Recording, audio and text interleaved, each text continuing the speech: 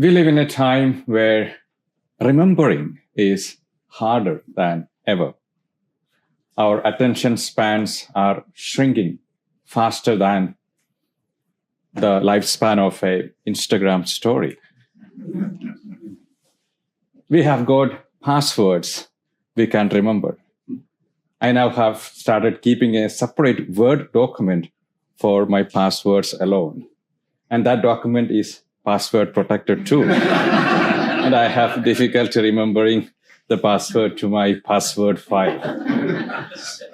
Well, phones and keys we misplace daily. And memories that vanish, somewhere between breakfast and lunchtime. Yet, in the midst of our forgetful frenzy, Moses steps in with a timeless message today. Don't forget. Don't forget what your eyes have seen. Don't forget what your ears have heard. Don't forget the wisdom. Don't forget the journey. That word, remember, is sacred. And sometimes the best memories come from grandma's kitchen. My grandmother had a legendary fish recipe. She would make it with tamarind, mustard seeds, and the just right amount of chili, spicy chili. Yeah, that's a must. She would grind these spices on a stone slab and simmer the curry until it sang and serve it with the kind of love you could taste.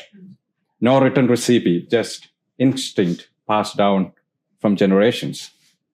But every time she made it, she would whisper to us, don't mess with this recipe. It works. It works because it has been tested in fire and in hungry stomachs. Of course, my cousin, who is the family's self-declared master chef, decided to update it. Out went the mustard seeds, came in rosemary.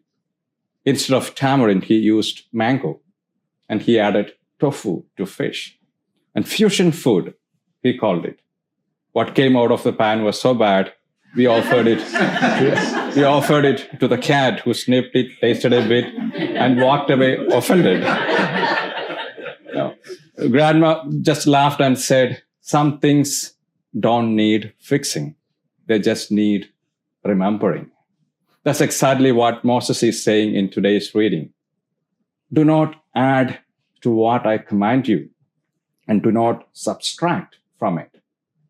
And God's law isn't an outdated tradition. It is a recipe for life that's been tested in the wilderness, refined through fire, and served with love. But we live in a world that constantly wants to tweak it. We trade mercy for convenience. We replace integrity with popularity.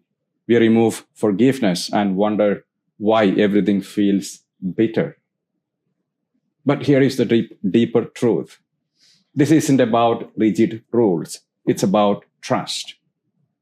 God's commandments are less like a cage and more like a compass. They don't fence us in. They free us to live lives of peace, purpose, and deep joy, like guardrails on a winding mountain road. They keep us from flying off the edge while still letting us enjoy the view. And Moses says something more. Teach these things to your children and to your grandchildren.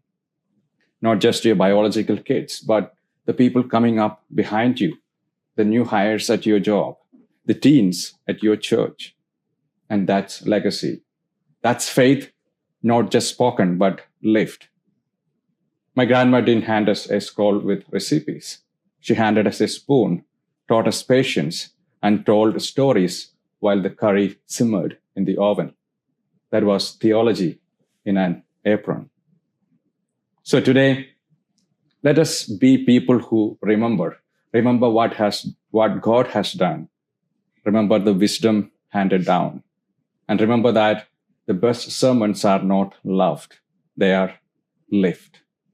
With humility, with consistency, and sometimes with a really good plate of grandma's fish curry.